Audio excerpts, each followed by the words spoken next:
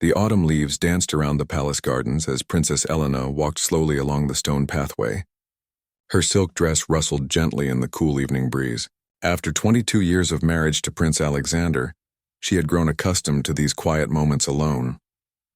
The weight of royal duties had taken its toll on both of them over the years. Earlier that morning, Elena had received devastating news from the royal physician. The test confirmed what she had feared for months. The persistent fatigue, the unexplained weight loss, the constant aches, they all pointed to one conclusion. She had perhaps 6 months to live, maybe less. The cancer had spread too far for any treatment to be effective. As she reached the old oak tree where she and Alexander had carved their initials decades ago, Elena felt her legs grow weak. She leaned against the rough bark, remembering their wedding day. Alexander had been so handsome in his military uniform, and she had felt like the luckiest woman in the kingdom. They had promised to love each other through sickness and health, but neither had imagined it would come to this. The sound of footsteps on gravel made her turn. Alexander was walking toward her, his face etched with concern. At 55, he still carried himself with the dignity of a true prince, though silver now streaked his dark hair. His blue eyes, the same ones that had captured her heart all those years ago, searched her face with worry. "Elena, you missed dinner again," he said softly, approaching her with careful steps. "The staff is concerned. So am I." She looked at her husband, this man who had stood by her through every royal scandal, every public criticism, every moment of doubt about their ability to lead their people. How could she tell him that their time together was coming to an end? How could she break the heart of the only man she had ever loved? "I needed some air," she replied, forcing a smile. "You know how stuffy the dining hall gets with all those portraits of our ancestors watching us eat." Alexander didn't laugh at her attempt at humor. Instead, he stepped closer, his hands reaching for hers. His touch was warm and familiar, a comfort she had relied on for over 2 decades. "Elena, something is wrong. I can see it in your eyes. Please talk to me." The princess felt tears threatening to spill over. She had always been strong, the steady presence beside Alexander as they navigated the challenges of ruling a modern monarchy. But now, facing her own mortality, she felt more vulnerable than ever. The secret she carried felt like a stone in her chest, growing heavier with each passing hour. "Alexander," she began, her voice barely above a whisper. "There's something I need to tell you, but I don't know how." The prince's expression grew more serious. He had learned to read his wife's moods over the years, and he could sense that whatever she was about to say would change everything. The garden around them seemed to hold its breath, as if even nature understood the gravity of the moment. "Whatever it is," Alexander said, squeezing her hands gently, "we'll face it together. We always have." Elena looked into his eyes, those kind, trusting eyes that had looked at her with love every morning for 22 years. Soon she would have to watch that love turn to grief. She would have to see this strong, proud man crumble under the weight of loss. But for now, in this moment, she could still protect him from the truth just a little longer. "Tomorrow," she whispered. "I'll tell you tomorrow. Tonight, can we just pretend everything is normal?" Alexander nodded, though confusion clouded his features. He wrapped his arms around his wife, pulling her close against his chest. Elena breathed in his familiar scent, cedar and leather from his riding clothes mixed with the subtle cologne he had worn since their honeymoon. She memorized the feeling of his strong arms around her, the steady rhythm of his heartbeat against her cheek. Above them, the first stars began to appear in the darkening sky. Neither of them spoke, both sensing that this embrace was different somehow, more precious than the countless others they had shared. The palace lights began to twinkle in the distance, calling them back to their duties, but for these few moments, they were simply Alexander and Elena, 2 people in love, holding each other as the world grew quiet around them. The next morning arrived with unusual warmth for October. Elena had barely slept, spending most of the night staring at Alexander's peaceful face in the moonlight streaming through their bedroom windows. She had memorized every line, every freckle, every detail of the man who had been her partner in everything. When Alexander woke, he found Elena already dressed and sitting by the window, her coffee growing cold in her hands. She wore the blue dress he had bought her for their anniversary last year, the one that made her eyes sparkle like sapphires. But today those same eyes held a sadness that made his heart clench with worry. "Good morning, my love," he said, crossing the room to kiss her forehead. "Did you sleep at all?" Elena shook her head, unable to trust her voice. She had practiced this conversation 100 times in her mind, but now that the moment had arrived, all her carefully chosen words seemed to abandon her. How do you tell someone that your time together is measured in days rather than years? Alexander sat beside her on the window seat, taking her hands in his larger ones. "Elena, you're scaring me. Whatever it is, please just tell me." The princess took a shaky breath and turned to face her husband fully. The morning light caught the silver in his hair, reminding her of how they had aged together, how they had planned to grow old side by side. That dream was about to shatter into a million pieces. "The doctor called yesterday with my test results," she began, her voice steady despite the storm raging inside her heart. "Alexander, I'm sick. Very sick." She watched as understanding began to dawn in his eyes, followed quickly by denial, then fear. His hands tightened around hers as if he could anchor her to life through sheer force of will. "What kind of sick?" he asked, though something in his voice suggested he already knew the answer. "Cancer," Elena whispered. "It's everywhere, Alexander. The liver, the lungs, the bones. Dr. Morrison says I have perhaps 6 months, possibly less." The silence that followed was deafening. Alexander stared at her as if she had spoken in a foreign language, his mind struggling to process information that seemed impossible to accept. His wife, his Elena, the woman who had never been sick a day in their marriage, was dying. "No," he said finally, his voice breaking. "No, that can't be right. You're only 47. You exercise every day, you eat well, you take care of yourself. The doctors must be wrong." Elena's heart shattered at the desperation in his voice. She reached up to touch his face, feeling the stubble on his cheek, the warmth of his skin. "They ran the test 3 times, my love. I'm so sorry. I'm so very sorry." Alexander pulled her against him then, holding her as if she might disappear at any moment. She felt his body shake with silent sobs, felt his tears dampening her hair. This strong man who had led their country through wars and natural disasters, who had never shown weakness in public, was breaking apart in her arms. "We'll fight this," he said fiercely, pulling back to look at her.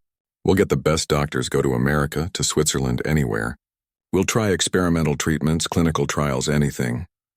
Elena smiled sadly, loving him even more for his refusal to accept defeat. "I've already spoken with specialists around the world. The cancer is too advanced, Alexander. The most treatment could do is give me a few more weeks, and they would be weeks spent in hospitals. Weak from chemotherapy, unable to enjoy whatever time we have left."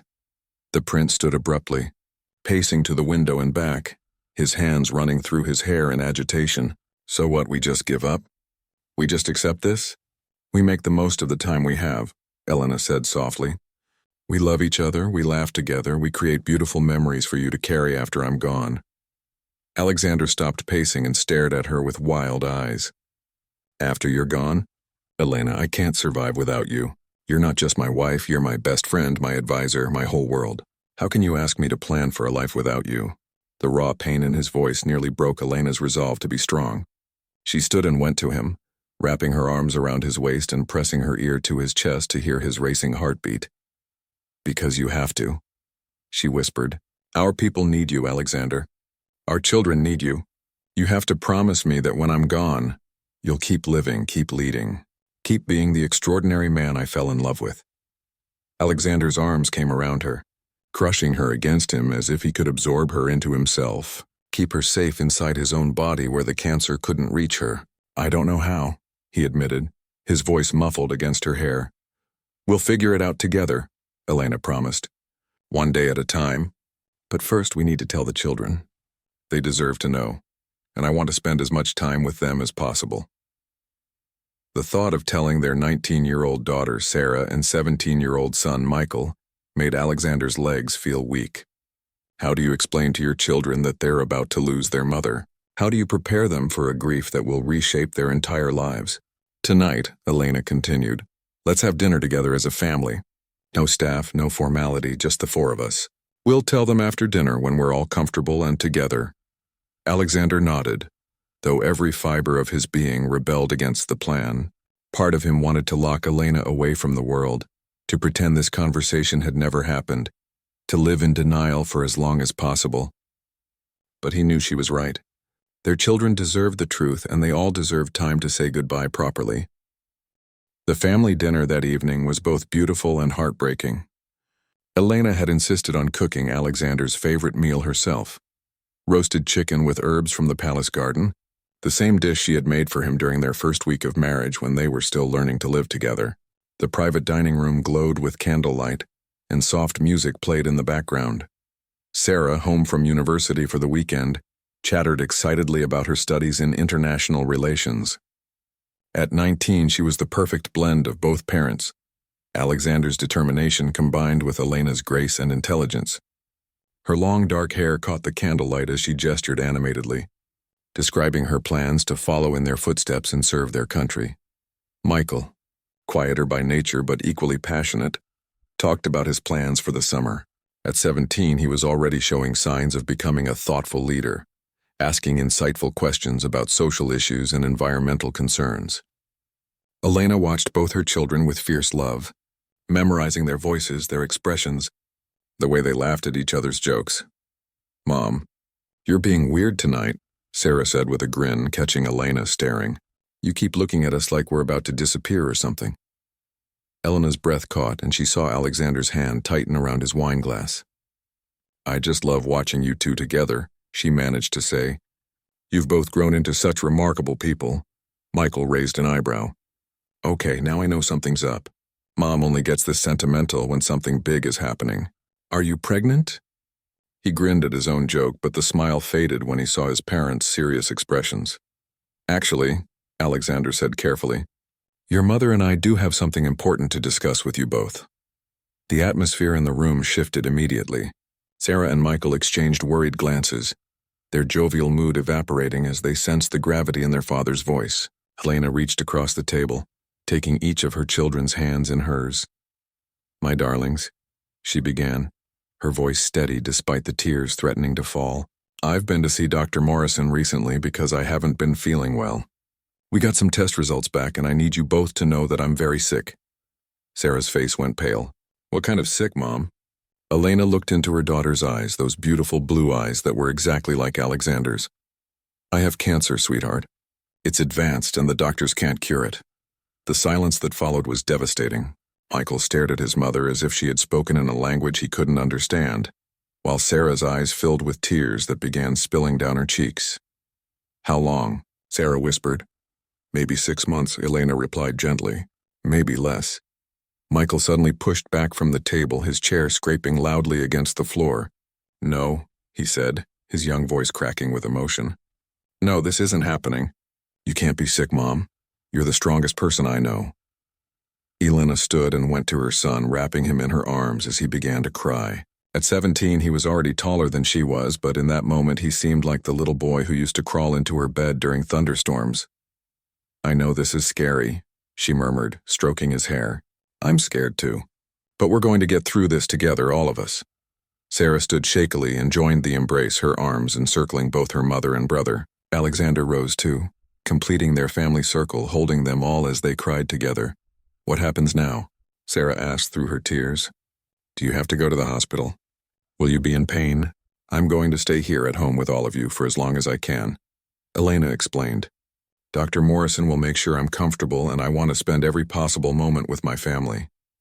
"But there has to be something," Michael insisted, pulling back to look at his mother. "Experimental treatments, clinical trials, something. We can't just accept this." Alexander placed a gentle hand on his son's shoulder. "Your mother and I have already explored every option, Michael. Sometimes the bravest thing we can do is accept what we cannot change and focus on what we can control." "Which is what?" Sarah asked, wiping her eyes with the back of her hand. Elena smiled through her tears. "We can control how we spend the time we have left. We can love each other fiercely, create beautiful memories, and make sure that when I'm gone, you both know without any doubt how proud I am of you and how much I love you." The family spent the rest of the evening talking, sometimes crying, sometimes even laughing as Elena shared stories from when the children were small. She told them about the day Sarah took her first steps right here in this very room, and how Michael had once tried to give his favorite teddy bear to a sad little girl at a royal function. As the night grew late, both children seemed reluctant to leave their parents. Sarah curled up on the sofa next to Elena, her head on her mother's shoulder like she used to do as a child. Michael sat on the floor at Elena's feet, his hand resting on her knee as if physical contact could somehow keep her with them longer. "I want to come home from university," Sarah said quietly. "I want to be here with you. And I want to defer my gap year plans," Michael added. "I don't want to waste any time traveling when I could be here." Elena looked at Alexander, seeing her own thoughts reflected in his eyes. They had raised their children to be independent, to follow their dreams and serve their country. But they also understood the deep need to be together during this impossible time. "We'll figure it out," Alexander said finally. "Your education and your futures are important, but family comes first. We'll find a way to balance everything." As the evening wound down, Elena felt a strange sense of peace settling over her. The hardest conversation was over, the secret was out, and now they could focus on living fully in whatever time remained. Her family knew the truth, and they would face this challenge together just as they had faced everything else. 3 months had passed since Elena's diagnosis, and winter had settled over the kingdom like a gentle blanket. The palace grounds were covered in pristine snow, creating a magical landscape that reminded Elena of the fairy tales she used to read to her children. Despite the progression of her illness, she had managed to maintain a relatively normal routine, though Alexander could see the subtle changes that others might miss. She tired more easily now, often needing afternoon naps that she tried to hide from the staff. Her appetite had diminished, though she still insisted on joining the family for meals. Most noticeable to Alexander was the way she seemed to be studying everything around her with new intensity, as if she was trying to memorize every detail of their life together. Sarah had indeed returned from university, officially taking a leave of absence to help with royal duties, though everyone knew the real reason. Michael had postponed his gap year travel plans, instead throwing himself into learning more about the responsibilities he would one day inherit. Both children spent every possible moment with their mother, creating a closeness that was both beautiful and bittersweet. On this particular December morning, Elena woke before dawn with an idea that had been forming in her mind for weeks. She found Alexander in his study, already dressed and reviewing documents for the day's meetings. "Cancel your appointments today," she said, leaning against the doorframe with a smile that reminded him of the mischievous girl he had fallen in love with decades ago. Alexander looked up from his papers, immediately concerned. "Are you feeling worse? Should I call Dr. Morrison?" "I'm feeling like I want to spend the day with my husband," Elena replied, walking over to sit on the arm of his leather chair. "Remember when we used to sneak away from our duties and go sledding in the hills behind the palace?" A slow smile spread across Alexander's face as the memory surfaced. "That was 30 years ago, Elena. We were young and foolish then." "Exactly," she said, running her fingers through his silver hair. "I want to be young and foolish again just for one day. I want to build snowmen with our children and drink hot chocolate by the fire and pretend that we have all the time in the world." Alexander studied his wife's face, seeing the determination there alongside the fragility that had become more pronounced in recent weeks. She had lost weight, and there were dark circles under her eyes that makeup couldn't quite hide, but her spirit remained unbroken. "The Minister of Finance is expecting me at 10, he said weakly. "The Minister of Finance can wait," Elena replied firmly. "Your wife cannot." The simple truth of her words hit him like a physical blow. She was right. There would be countless meetings with ministers and diplomats in the years to come, but there would be no more snow days with Elena. He closed his laptop decisively and stood up, pulling her into his arms. "You're right," he said, kissing her forehead. "Let's go wake up our children and shock them with our spontaneity." An hour later, the royal family found themselves bundled in winter coats and boots, trudging through the deep snow behind the palace like a group of excited children. Sarah and Michael had been delighted by their parents' unexpected proposal, and both seemed determined to match Elena's infectious enthusiasm. Elena's energy was remarkable that day, as if she had summoned reserves of strength from somewhere deep within herself. She threw snowballs with surprising accuracy, laughing when Michael retaliated by burying her up to her waist in a snowbank. She and Sarah worked together to build an elaborate snow castle, complete with towers and battlements, while Alexander and Michael engaged in an epic snowball fight that left them both covered head to toe in white powder. "Look at us," Elena called out, gesturing to her snow-covered family. "We look like a family of snowmen ourselves." Alexander couldn't help but laugh at the sight of his dignified children, usually so conscious of royal protocol, now looking like ordinary teenagers having fun in the snow. Sarah's carefully styled hair was escaping from under her knit cap, and Michael had snow down the back of his jacket and didn't seem to care at all. As the afternoon wore on, Elena grew quieter, content to watch her family continue their play while she rested on a fallen log. Alexander noticed her stillness and came to sit beside her, wrapping his arm around her shoulders.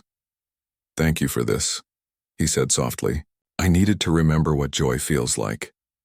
Elena leaned against him, watching Sarah and Michael attempt to build the world's largest snowman. "I've been thinking about what I want my legacy to be," she said quietly. "Not as a princess, but as a mother and a wife. Elena, I want them to remember that life is precious and short, and that love is the only thing that really matters," she continued. "I want them to remember days like this, when we chose happiness over duty, when we chose each other over everything else." Alexander tightened his arm around her, feeling the fragility of her body against his. She seemed smaller somehow, as if the illness was slowly stealing pieces of her away, but her spirit, her essential Elena-ness, remained as bright as ever. "They'll remember," he promised. "How could they forget? You've given them the most beautiful childhood, filled with love and laughter and moments like this. And you'll keep giving them beautiful moments after I'm gone," Elena said, turning to look at him with serious eyes. "Promise me, Alexander. Promise me you won't let grief consume you. Our children will need their father to show them that life can still be wonderful, even after loss." The request was like a knife to his heart, but Alexander nodded solemnly. "I promise." As the sun began to set, painting the snow-covered landscape in shades of pink and gold, the family made their way back to the palace. Elena walked slowly, leaning heavily on Alexander's arm, her burst of energy finally fading. But her face glowed with contentment as she looked back at the snow angels they had made, already being softened by the falling evening snow. That night, as they sat by the fire in their private sitting room, hot chocolate warming their hands and their children's laughter filling the air, Elena felt a deep sense of completion. This was what she wanted her family to remember. Not the sadness of her illness, but the joy they had shared, the love that bound them together, and the precious ordinariness of being together. Spring arrived early that year, bringing with it a sense of urgency that everyone in the palace could feel, but no one dared to speak aloud. Elena's condition had deteriorated significantly over the winter months, though she fought to maintain her dignity and grace even as her body betrayed her. The once vibrant princess now needed assistance walking longer distances, and the pain medication made her drowsy for much of the day. Dr. Morrison had quietly informed Alexander that they were likely looking at weeks rather than months now. The cancer had spread aggressively and Elena's body was growing weaker each day. Yet somehow she continued to amaze everyone with her strength of spirit and her determination to make each day meaningful for her family. On a particularly beautiful April morning, Elena woke with unusual clarity and energy. The pain seemed less intense and her mind felt sharp in a way it hadn't for weeks. She found Alexander sitting beside their bed, already dressed but apparently reluctant to leave her side. "Good morning, my love," she said softly, reaching for his hand. "You look like you've been watching me sleep again." Alexander smiled, though she could see the exhaustion in his eyes. He had barely slept in weeks, afraid to miss a single moment with her. "I like watching you sleep. You look peaceful, like the girl I married." Elena squeezed his hand, feeling the familiar comfort of his touch. "I have something I want to ask you," she said carefully. "I know it might be difficult, but it's important to me." Alexander's expression grew serious. Over the past months, he had learned to recognize when Elena had made a decision about something. Her request had become increasingly focused on ensuring her family's future happiness, and he found it almost impossible to deny her anything. "What is it?" he asked gently. "I want to plan my own memorial service," Elena said simply. "I want it to reflect who I really was, not just the formal princess everyone saw in public. I want music that means something to us, flowers from our garden, and I want you to speak about our life together, the real parts that made us happy." The request shouldn't have surprised him. Elena had always been a planner, someone who liked to have control over the details of her life. But hearing her talk so matter-of-factly about her own memorial service made Alexander feel like he couldn't breathe. Elena, I don't think I can. You can, she interrupted firmly. You're the strongest man I know, Alexander. You've led our country through crises. You've raised two incredible children, and you've loved me better than I ever dreamed possible. You can do this one last thing for me. Alexander was quiet for a long moment, struggling with emotions that threatened to overwhelm him. Finally, he nodded. Tell me what you want. For the next hour, Elena outlined her vision for a service that would celebrate her life rather than mourn her death. She wanted the children's choir from the local school to sing the lullaby she used to sing to Sarah and Michael. She wanted white roses from the garden where she and Alexander had walked on countless evenings. Most importantly, she wanted the service to be a tribute to love, the love she had shared with her family, and the love she hoped they would continue to share with each other and with their people. And I want you to promise me something else, Elena said as they finished discussing the details. I want you to remarry someday. Alexander recoiled as if she had struck him. Elena, no. I could never. You could and you should, she said firmly. You're 57 years old, Alexander. You have so much life left to live, so much love left to give. Our children will grow up and have families of their own. And I don't want you to spend the rest of your life alone. I don't want anyone else, Alexander said desperately. I've only ever wanted you. Elena's eyes filled with tears, but her voice remained steady. And I've only ever wanted you? But love isn't a finite resource, my darling. The love we've shared doesn't disappear when I do. It becomes part of who you are, and it makes you capable of loving again, differently but just as deeply. The conversation was interrupted by a soft knock on the door. Sarah and Michael entered with breakfast trays, a routine they had established weeks ago to ensure their mother ate regularly. Both young people looked refreshed and determined, having made a pact to remain positive and cheerful during their remaining time together. We brought your favorites, Sarah announced, setting down a tray with fresh strawberries and cream, and Michael made his famous terrible coffee. Hey, Michael protested, laughing as he set down his own tray. My coffee is an acquired taste. Elena smiled at her children's gentle teasing, feeling her heart fill with love and pride. They were handling this impossible situation with such grace and maturity, supporting each other and their parents while still managing to find moments of lightness and joy. Actually, Elena said, looking at both of them seriously, I'm glad you're both here. I've been talking with your father about some important things, and I want you to be part of these conversations. Sarah and Michael exchanged glances, then settled onto the bed beside their parents. This had become their routine too. Family discussions held in the comfort and intimacy of the bedroom, away from the formality of the rest of the palace. What kind of important things? Michael asked, though his tone suggested he suspected the nature of the conversation. Elena took a deep breath, drawing strength from the presence of her beloved family around her. I want to talk about what happens after I'm gone. Not the sad parts, but the beautiful parts. I want to talk about how you'll take care of each other, how you'll remember me, and how you'll continue to live full, happy lives. For the next several hours, the family engaged in the most honest and profound conversation of their lives. They talked about grief and healing, about memory and legacy, about the ways love persists even after death. Elena shared her hopes for each of them, while Alexander, Sarah, and Michael made promises about staying close and supporting each other through the difficult times ahead. As the day drew to a close, Elena felt a deep sense of peace. She had said the things that needed to be said, made the plans that needed to be made, and most importantly, she had given her family the tools they would need to heal and move forward. Whatever time remained would be pure gift, moments to be treasured rather than plans to be made. The end came on a gentle May morning, 3 weeks after Elena had planned her memorial service.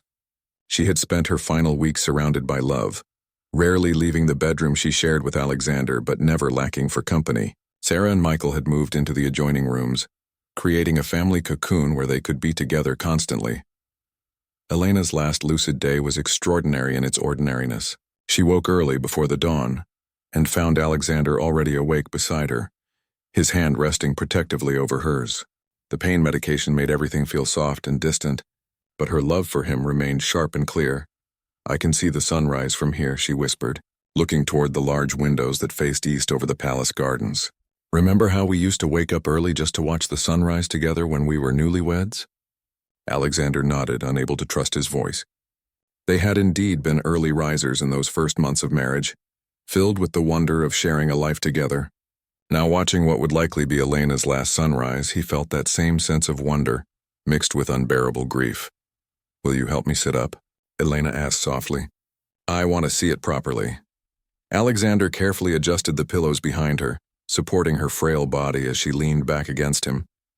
Together they watched as the sky slowly lightened, painting the clouds in shades of pink and gold. Elena's breathing was shallow but peaceful, and Alexander could feel her relaxing against him as the beauty of the morning unfolded before them. "It's perfect," she murmured. "Everything is perfect." Sarah and Michael appeared in the doorway, drawn by some instinct that told them this was an important moment. They climbed onto the bed without speaking, Sarah curling up beside her mother while Michael sat at the foot of the bed, his hand resting on Elena's feet through the soft blankets. The four of them watched the sunrise together in complete silence, each lost in their own thoughts but united in their love for each other. When the sun had fully risen and the sky had turned a brilliant blue, Elena turned to look at each member of her family in turn. "Thank you," she said simply. "Thank you for loving me so well, for making my life so beautiful, for giving me everything I ever dreamed of having. Thank you for being our mom," Sarah whispered, tears streaming down her face. "Thank you for teaching us how to be brave and kind and strong.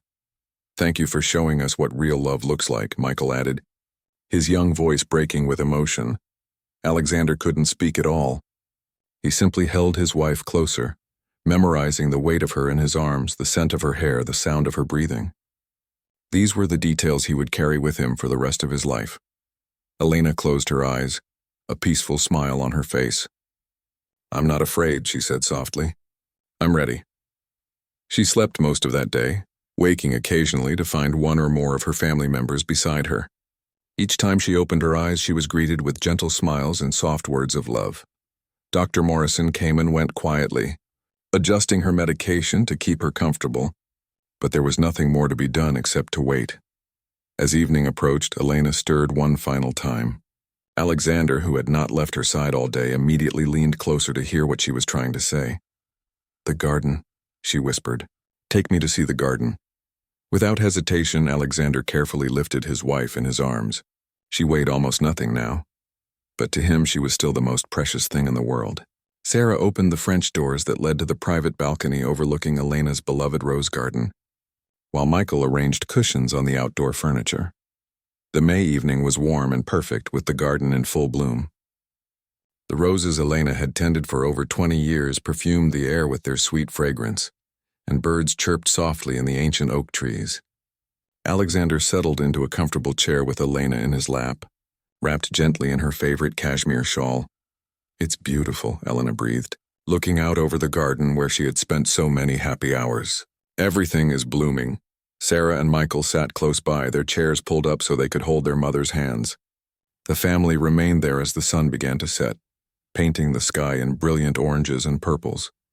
Elena's breathing grew increasingly shallow, but her face remained peaceful, almost radiant in the golden evening light. "I love you all so much," she whispered, her voice barely audible now. "Promise me you'll take care of each other. Promise me you'll be happy. We promise." "Mom," Sarah said through her tears. "We love you too," Michael added, squeezing her hand gently. Alexander held her closer, his own tears falling silently onto her hair. "I love you, Elena. I have loved you every day for 22 years, and I will love you for the rest of my life." Elena smiled, her eyes fluttering closed. "And I will love you beyond the rest of mine." As the first stars began to appear in the darkening sky, Elena took her final breath. It was so gentle, so peaceful, that for a moment her family didn't realize she was gone. She simply seemed to be sleeping in Alexander's arms, surrounded by the garden she loved and the family who loved her. Alexander held her for a long time after she had passed, unable to let go of the woman who had been his everything. Sarah and Michael remained beside them, their hands still holding their mother's, as if their touch could somehow anchor her to them just a little longer. When Dr. Morrison finally arrived, he found them exactly as they had been, a family united in love, even in the face of the ultimate separation. The physician, who had known the royal family for decades, wiped away his own tears as he gently confirmed what they all already knew. In the days that followed, the kingdom mourned the loss of their beloved princess. But the memorial service Elena had planned became exactly what she had envisioned, a celebration of a life well lived and love well shared. Alexander's eulogy, delivered with remarkable composure despite his broken heart, spoke not of duty and protocol, but of a woman who had made chocolate chip cookies at midnight, who had danced in the rain, who had loved fiercely and completely. The children's choir sang the lullaby Elena had requested, their sweet voices carrying across the cathedral and touching every heart present. White roses from the palace garden adorned every surface, filling the air with the same fragrance that had surrounded Elena in her final moments. As Alexander stood at the altar, looking out at the hundreds of people who had come to honor his wife's memory, he felt Elena's presence with him. Her voice seemed to whisper in his ear, reminding him of his promise to live fully, to love completely, and to find happiness again. In the months that followed, the royal family began the slow process of healing. Sarah returned to university but came home frequently, bringing with her Elena's warmth and compassion. Michael threw himself into his royal duties with Elena's grace and determination, and Alexander, though forever changed by his loss, began to understand what Elena had meant about love being infinite rather than finite. The garden continued to bloom each spring, tended now by all three remaining family members who found comfort in nurturing the roses Elena had loved. And sometimes, in the early morning light or the gentle evening breeze, they could almost feel her presence there among the flowers, reminding them that love, true love, never really dies. It simply transforms into something eternal and beautiful, like the memory of a last embrace that stirred the world's heartstrings and reminded everyone who witnessed it that love is the most powerful force in the universe.